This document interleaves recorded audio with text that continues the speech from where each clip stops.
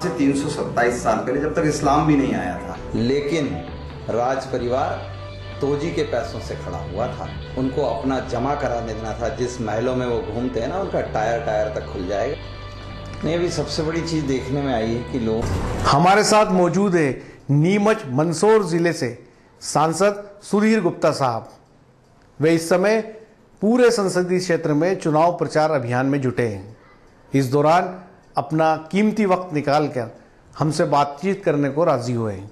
आइए उनसे जानते हैं इस समय कौन से प्रमुख चुनावी मुद्दे हैं। गुप्ता साहब, आप इस समय चुनाव कैंपेन में हैं और मध्य प्रदेश में विधानसभा चुनाव चल रहे हैं। ऐसे कौन से प्रमुख मुद्दे, किस आधार पर पार्टी जो है इस विधानसभा चुनाव में जा रही है? नहीं, अभी सबसे बड़ी चीज देखने में आई है कि लोगों के मन में एक सकारात्मक भाव है। लोग चाहते हैं प्रगति, अपने घर परिवार की, बच्चों की, देश की, क्षेत्र की, और लोगों का ध्यान बार बार विकास की ओर जाता है। और चूंकि मैं कांग्रेस को बार बार देखता हूं कि वह सकारात्मक राजनीति के बजाय नकारात्मक चीज़ों पर, जिन लोगों को कई पीढ़ियों पहले से छोड़ने का मन बनाते हैं, जाति, वर्ण, वर्ग, भेदों में, और कांग्रेस बार बार उन मुद्दों को लेकर आती है, तो लोगों को नफरत है कांग्रेस से इसी बात को कि तुम विकास की उन चीज़ों पर क्यों नहीं ठहर पा रहे। और इसीलिए मैं सोचता हूँ कि मुद्दा विकास है, मुद्दा सकारात्मकता है। एक आपने जो बात की है कि विकास की बात लोग कर रहे हैं, कांग्रेस सोशल मीडिया पे एक बात चला रही है, वक्त है बदलाव का। इसका क्या आशय निकाला जाए? नहीं, कैसा बदलाव? उसके लिए कोई मॉडल तो प्रस्तुत करना पड़ेगा। कांग्रेस ने बदलाव किया तो अमेठी को मॉडल माने, जिसमें आज़ादी के बाद से कांग्रेस के सबसे बड़े घराने का आधिपत्य रहा है। उस अमेठी को मॉडल माने तो उसका इंडस्ट्रियल डेवलपमेंट मॉडल के रूप में लाएंगे, या उनका ग्रामीण विकास मॉडल के रूप में लाएंगे, या उनका इंफ्रास्ट्रक्चर पर कि उन्होंने सड़कें सुधार दी, या एजुकेशन के किसी हब के रूप में अमेठी विकसित हुआ। तो मॉडल कहाँ है इनके पास? कुछ तो बताएं। हमारे पास तो बहुत सारी चीज़ें कहने। बात किसान की चल रही है। कल जो कार्यकारी अध्यक्ष ने डोडा चूरा को लेकर सरकार पर आरोप लगाया कि उसकी खरीदी नहीं हो पाई है। आप अफीम किसानों के बड़े हिमायती सांसद माने जाते हैं, क्या कहेंगे आप इस मामले में? अगर उनको इस सब चीज़ों की समझ होती तो 5 साल पूर्व सांसद जी ने बखूबी बिताए हैं और इस आश्वासन के साथ बिताए थे कि हम अफीम किसानों के मददगार बनेंगे।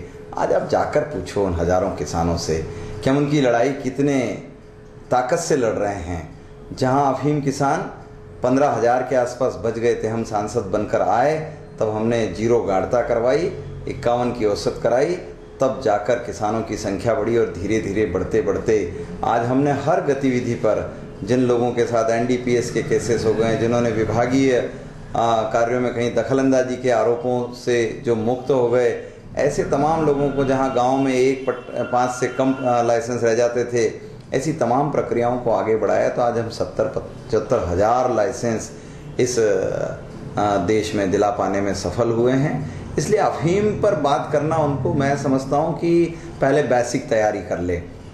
और मैं तो और भी साफ कहता हूं, कार्यकारी अध्यक्ष हैं, माफ़ करें, राज परिवार से, राजा खानदान से मैं आरोप नहीं लगाना चाहता हूं, लेकिन राज परिवार तोजी के पैसों से खड़ा हुआ था। संविलियन के वक्त सारा पैसा उनको अपना जमा कराने देना था। जिस महलों में वो घूमते हैं ना, उनका टायर टायर तक खुल जाएगा। अगर किसान तोजी का हिसाब मांग लेगा तो ये सारी लीडरशिप जो है तुम्हारी, हम तो राजा करके तुम्हें नमन ही करते हैं कि तुम राजा रहे हो, छोड़ो इस बातों को, लेकिन हिसाब किताब रखना किसानों को भी आता है। इसलिए तुम कितना कल्याण करोगे किसानों के लिए। स्वामीनाथन कमीशन की रिपोर्ट 2006 में लागू हो गई थी। माननीय अध्यक्ष जी उस पर अध्ययन कर लें, मनन कर लें। स्वामीनाथन कमीशन की रिपोर्टों को लागू करने के लिए तुम्हें 10 साल जनता ने दिए थे, तुम एक कदम नहीं आगे बढ़ा पाए। मगर स्वामीनाथन जी स्वयं ट्वीट करके और नरेंद्र मोदी जी की प्रशंसा करते हैं कि किसानों के कल्याण के लिए सधे हुए कदम देश में आज सधे हुए फैसले लिए जा रहे हैं, जिससे स्वयं स्वामीनाथन जी प्रसन्न हैं। बहुत बड़ा आरोप आपने लगाया है कि तोजी के पैसे से राजघराने खड़े हुए।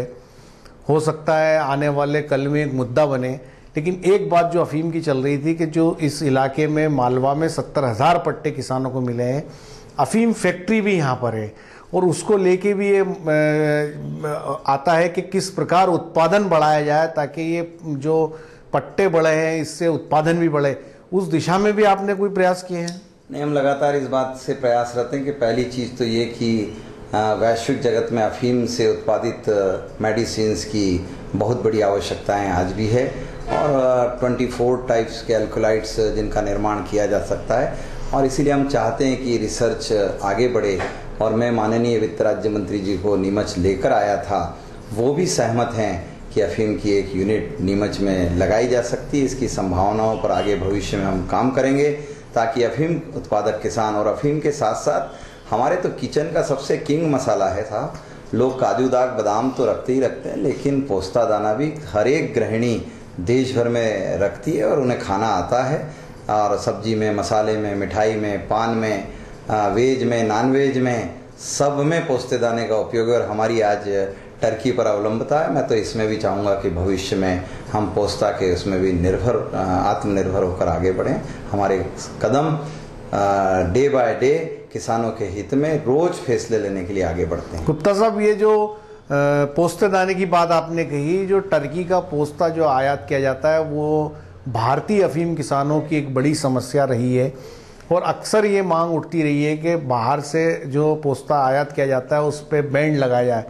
इस दिशा में भी आपने कुछ प्रयास किए? नहीं, मैं लगातार इस पे लग रहा हूँ और इसीलिए हम जब सांसद होकर गए थे तो हमने पहले दिन ही और उस पर आपत्ति लिया था कि टर्की अपना जो प्रोडक्शन है उसी को भारत को दे और इसीलिए कोर्टों के भी अपने डिसीजन थे। लंबे समय से कांग्रेस उन्हें पेंडिंग करके चली थी। हमारे प्रयास से और टर्की से अभी 3-4 साल से पोस्ता दाना नहीं आया, इसीलिए किसानों को भरपूर दाम मिल रहा है। और आगे चूंकि मैं इस बात को जानता हूं कि भारत में पोस्ते की खपत बहुत है और हम उतना उत्पादन नहीं कर पा रहे हैं क्योंकि पोस्ते के साथ साथ अफीम का क्या करें, ये बड़ा प्रश्न रहता है और इसीलिए इस पर समाधानकारक तरीके से देश आगे बढ़े, ऐसा हम प्रयास लगातार आगे करते रहेंगे। मगर भारत सरकार से मेरे प्रयास बुद्धिस्ट सर्किट में इस संसदीय क्षेत्र को जुड़ा पाने में सफल हुए हैं, तो स्वदेश सर्किट में भी हम जुड़ा पाने में सफल हुए हैं। अब लोग अपने बच्चों को, इस क्षेत्र के नागरिक अपने बच्चों को गोवा मुंबई घुमाने के बजाय चंबल जाना ज़्यादा पसंद करते हैं, जहाँ क्रूज़ है, स्पीड बोट है, स्कूटर से पानी पर घूमने का आनंद है, रुकने के लिए बढ़िया अच्छे से मोटल हैं और इतनी शानदार व्यवस्थाएं पर्यटन के क्षेत्र में मिली हमको। बुद्धिस्ट सर्किट होने से हमने धर्मराजेश्वर की गुफाएं, जो देश में रॉक कटिंग की दूसरी बड़ी स्थान है, धमनार की गुफाओं के वहाँ भारत सरकार ने करोड़ों रुपया लगाया है। आगे भी हमें उस क्षेत्र में बहुत सफलता मिलती है।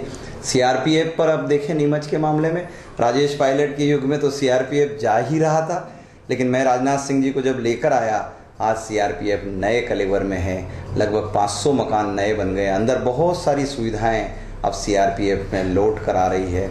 स्कूल के मामले में, एजुकेशन में देखें तो नीमच देश में बहुत कम स्थानों पर एक से अधिक सेंट्रल स्कूल होते हैं। नीमच ऐसा स्थान है जहां 2 सेंट्रल स्कूल अब चल रहे हैं, उसका बिल्डिंग भी बनने वाला है। प्रधानमंत्री आवास में हम देश में नए प्रतिमानों पर हैं। तो ऐसी छोटी छोटी कई चीज़ें हैं जिस पर हमने नए प्रतिमान इस क्षेत्र में, संसदीय क्षेत्र में गढ़ने का काम किया है।